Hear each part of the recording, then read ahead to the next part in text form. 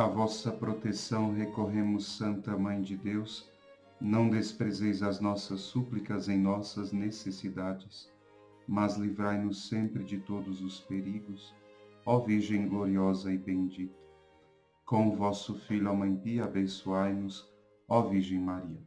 Meus caros filhos, nós com muita alegria chegamos ao 10º dia da nossa pequena catequese mariana, esse alimento diário que nosso Senhor tem nos dado ao longo deste mês de maio. Ontem nós meditamos sobre a visitação de Nossa Senhora à sua prima Santa Isabel. Hoje nós gostaríamos de meditar sobre a natividade de Nosso Senhor, a sua circuncisão e a sua manifestação, a sua epifania. Quando Nossa Senhora volta da sua visita a Santa Isabel para Nazaré, ela, pouco tempo depois, poucos meses depois, voltará a fazer uma grande viagem, né? E essa grande viagem demorará pelo menos aí 5 dias, né? Por causa do edito, do decreto do recenseamento de todo o povo, que tinha sido feito pelo imperador César Augusto, primeiro imperador romano, no qual cada um deveria se dirigir, né, à sua cidade de origem. E como Nossa Senhora e São José eram da família de Davi, eles deveriam se encaminhar para Belém, a cidade de Davi. César Augusto foi o primeiro imperador romano no tempo em que Nosso Senhor viria a nascer. A Judéia estava sob domínio romano e o imperador daquele tempo era exatamente César Augusto.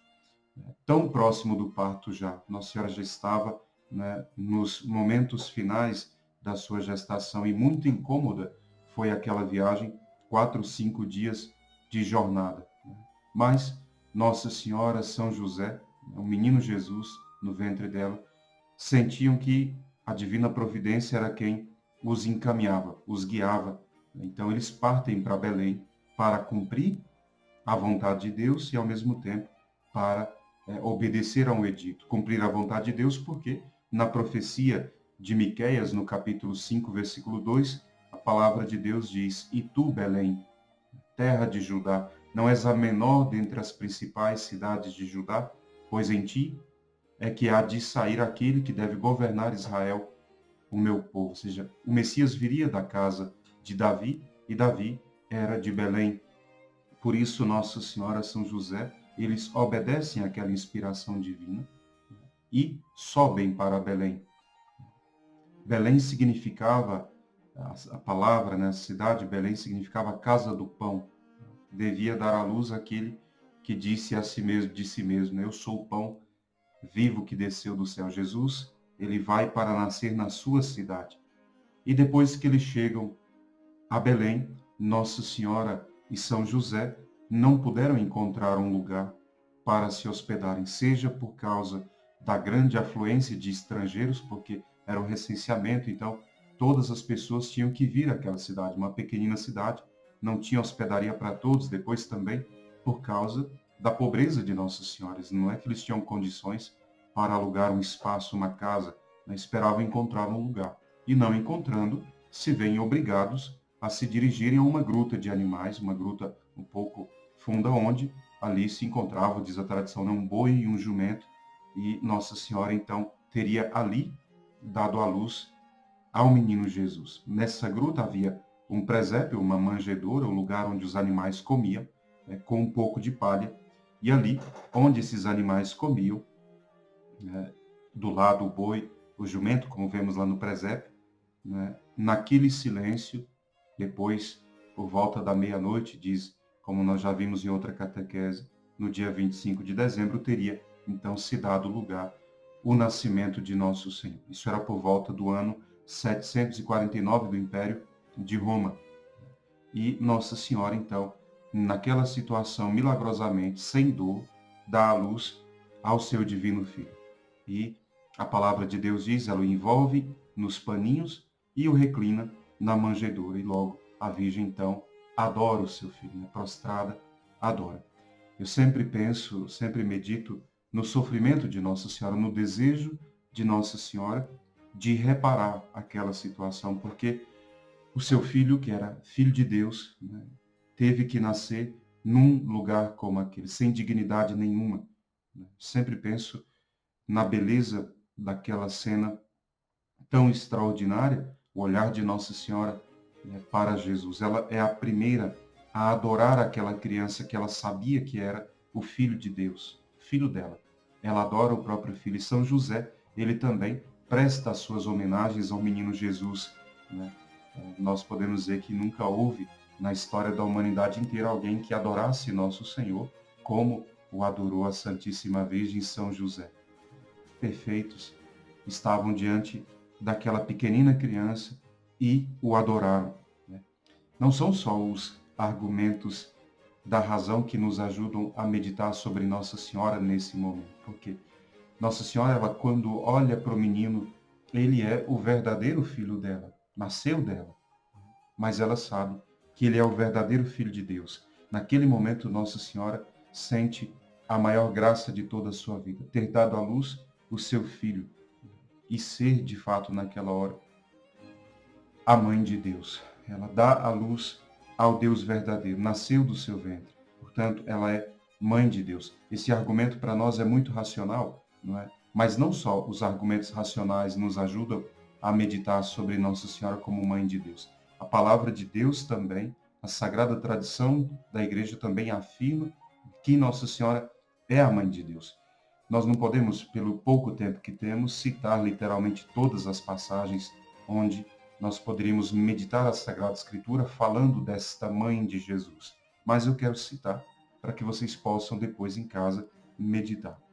No Evangelho de São Mateus, no capítulo 1, versículo 16, no Evangelho de São Mateus, no capítulo 1, versículos de 21 a 23, no Evangelho de São Mateus, no capítulo 2, versículo 13, no Evangelho de São Lucas, no capítulo 1, versículo 31, versículo 35 e versículo 41, Lucas 2, versículo 34, profeta Isaías, capítulo 7, versículo 14, já vimos essa passagem lá atrás, né? De uma virgem nascerá o rebento, né, de Davi, aquela flor, o Emanuel, Jesus. E Gálatas 4:4, quando São Paulo diz: tendo-se completado o tempo, Deus enviou seu filho, nascido de uma mulher. Esta mulher, o Evangelho de São Mateus, São Lucas dirá, é Maria. E o nome da Virgem era Maria. Portanto, essas passagens vocês podem meditar depois e aprofundar, né? De todas essas citações, nós podemos deduzir que Nossa Senhora é mãe, em primeiro lugar, nasceria de uma mulher, ela é mãe, que ela é mãe de Jesus verdadeiramente, porque foi ela que deu a luz a ele, né? E que sendo Jesus, filho de Maria Santíssima, né, sendo ele Deus, Nossa Senhora, nesse sentido estrito da palavra, é a mãe dele, portanto, mãe de Deus.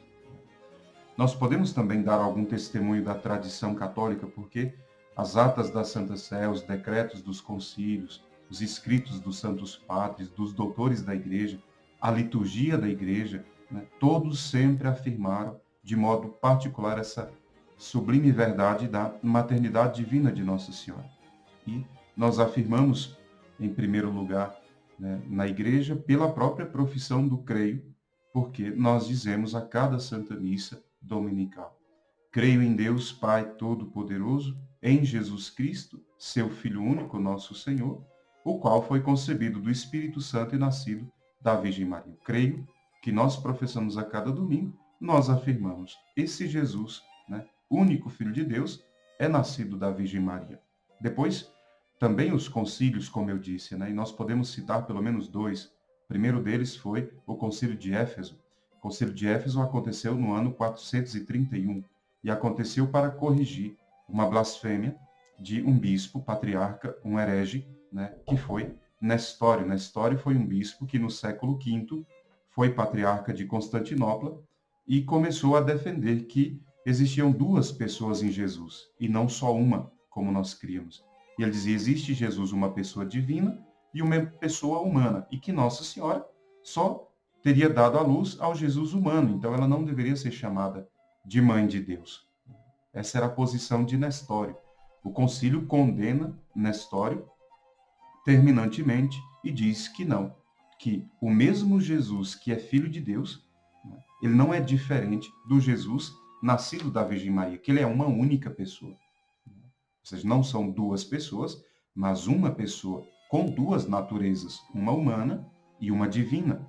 Portanto, não são duas pessoas com duas naturezas diferentes. É uma pessoa com duas naturezas. E então o concílio, condenando a doutrina de Nestório, ele diz, né, se alguém, dizem os padres, não professar que Deus, segundo a verdade, o Emanuel, Deus conosco, é filho do homem, e que por isso a Santíssima Virgem, não é mãe de Deus, se alguém não afirmar isso, que esta pessoa fique excomungada. Ou seja, se alguém não acredita que Nossa Senhora seja mãe de Deus, ele está excomungado. Por que Lutero, por que o mundo protestante é excomungado da Igreja Católica? Exatamente porque eles não creem que Nossa Senhora seja mãe de Deus.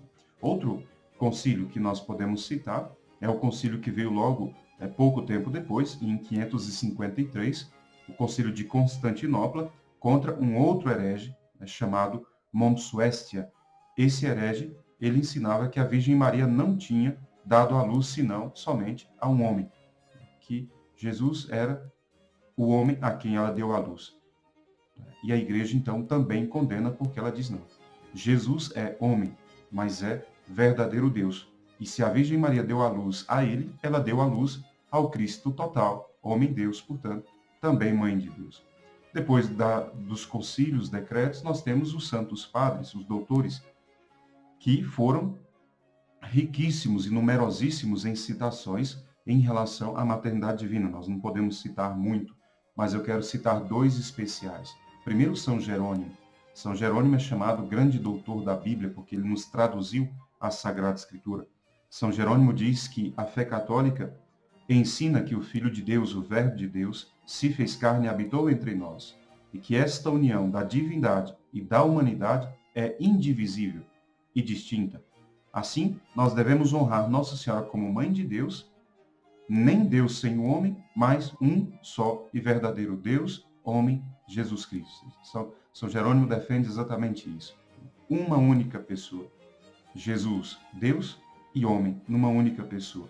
E depois nós temos um testemunho de Santo Atanásio. Santo Atanásio foi o grande defensor da fé católica, pagou um preço altíssimo pela verdade, e por isso ele também dizia, né, a doutrina da fé católica, segundo o qual nós proclamamos em verdade que a Santíssima Virgem, Mãe de Deus, porque o que nasceu dela é verdadeiro Deus, assim ela é verdadeira Mãe de Deus. Simples argumento de Santo Atanásio, mas que é a fé da Igreja durante todos os séculos, 2 milênios da tradição católica.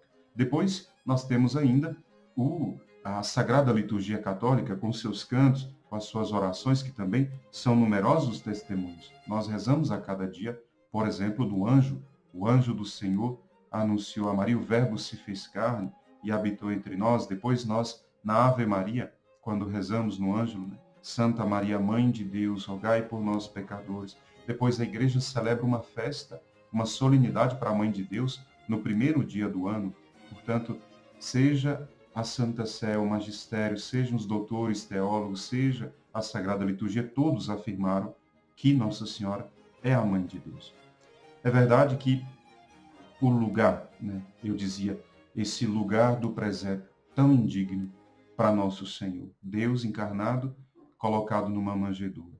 Esse lugar, de fato, não era digno de Nosso Senhor, mas nós também devemos considerar que Nosso Senhor quis escolher esse lugar, porque senão ele poderia ter nascido até no palácio do rei. E Nosso Senhor quis esse lugar, quis nascer entre o boi e o jumentinho, exatamente para que nós pudéssemos receber dele uma grandíssima lição. Em primeiro lugar, uma lição de profunda humildade. E essa lição nos ensina a nos desapegar daqueles bens falsos desse mundo. Diante de nós, né, o presépio de Belém, nós somos obrigados, né, a procurar o caminho da humildade. Depois, ele também se torna para nós um remédio contra todo o orgulho. Se o Filho de Deus, que é Deus, se fez tão pequenino, por que nós, tão pequeninos, queremos, né, nos exaltar? Por isso, sempre será um remédio. Será um remédio para os nossos sofrimentos, para suportar a nossa pobreza e para combater a avareza, combater o orgulho. Esse presépio de Jesus, essa manjedoura, ela se encontra na primeira basílica papal construída para Nossa Senhora em Roma, que é chamada de Santa Maria Maior. Na igreja de Santa Maria Maior, embaixo do altar estão as relíquias da manjedoura, pequenas travas de madeira. Uma grande graça poder estar ali, aquela igreja, ser a igreja que me alimentou todo o tempo que eu estava em Roma. Encontrava ali muita consolação de Deus. Jesus nascer no lugar tão pobre, tão pequenino. Naquela noite, nós vimos que um anjo de Deus, né, ele anunciava aos pastores, os pastores que guardavam os seus rebanhos pelas montanhas, né, recebem a primeira mensagem do nascimento do Messias e indica para os pastores, né, onde esse menino estava e onde eles poderiam encontrá-lo. Os pastores então seguem para ali, né, naquele mesmo instante, junta-se aquele anjo, outros anjos do céu e cantam a glória de Deus. Glória a Deus nas alturas, paz na terra, aos homens por ele amados. Os pastores então vão a Belém e encontram exatamente como o anjo tinha dito, Nossa Senhora, o menino, e eles então adoram o menino Jesus. É muito belo pensar que Nosso Senhor escolheu para os primeiros, né, a testemunharem, Nosso Senhor escolheu os pastores. Não é que os pastores fossem pessoas muito admiráveis. As pessoas até admiravam de ouvir o que eles diziam em relação a Nossa Senhora e o menino, porque os pastores não eram pessoas muito credíveis, já que eles viviam mais pelas montanhas, eram pessoas que não tinham estudo, eram muito rudes, pessoas pobres, né? Homens muito duros, porque passavam ao relento, passavam debaixo do sol grande parte do dia, então homens muito duros, né, que viviam mais nas montanhas do que entre o povo. Muitos até consideravam que eles eram ladrões, né, porque estavam sempre por ali, muitos acusavam. Então, Nosso Senhor escolhe essas pessoas, tão simples, tão ignorantes, mas para testemunhar o seu grande milagre, né? O nascimento do Filho de Deus. Um cardeal da igreja do século XVII, chamado Bossuet, que nós já citamos antes, ele dizia que tudo isso estava de acordo com o projeto divino. Por quê? Os mistérios de Deus, né? Porque o mesmo Jesus que escolhe agora, né, os pastores rústicos para anunciar o seu nascimento, será o mesmo Jesus que um dia haverá de escolher pescadores para se tornarem os anunciadores da sua ressurreição. Então, esses mestres e apóstolos da igreja estavam entre os menores, os pastores estavam entre os menores. Aqui nós vemos Jesus escolher sempre entre os pequeninos, para que Deus revele a sua maior glória. Depois disso, 8 dias depois disso, o menino Jesus, então, é circuncidado e impõe nele o nome de Jesus. Nós já dissemos anteriormente, quando falávamos do nome de Nossa Senhora, que o nome de Jesus, ele é um nome escolhido pelo céu. É o arcanjo Gabriel que traz o nome do menino Jesus. E essa circuncisão, claro, Jesus não precisava se submeter a ela, mas Jesus aceita para relembrar, né, aos descendentes de Abraão que eles eram do povo eleito. E Nosso Senhor, né, se coloca dentro desse caminho dos filhos de Abraão. Essa cerimônia da circuncisão sempre acontecia na casa do Pai. Jesus é filho de Deus, né? Ele não estava obrigado a isso, mas Jesus aceita, com a circuncisão, derramar ali as suas primeiras gotas de sangue, que seria o sangue que redimiria o mundo inteiro. E com isso, Nosso Senhor também, ele nos ensina, né? São Paulo fala da circuncisão do nosso coração. Nosso Senhor, aceitando aquela pena, também nos ensina. São Paulo fala em Romanos 2, versículo 29, que nós devemos cortar pela raiz, circuncidar o nosso coração de todo pecado e emendar os nossos vícios e culpas. E, por último, nós falamos da manifestação de nosso Senhor. Não só aquela do templo, né? Porque ela foi feita não só aos judeus, né? Mas também ela foi feita aos pagãos.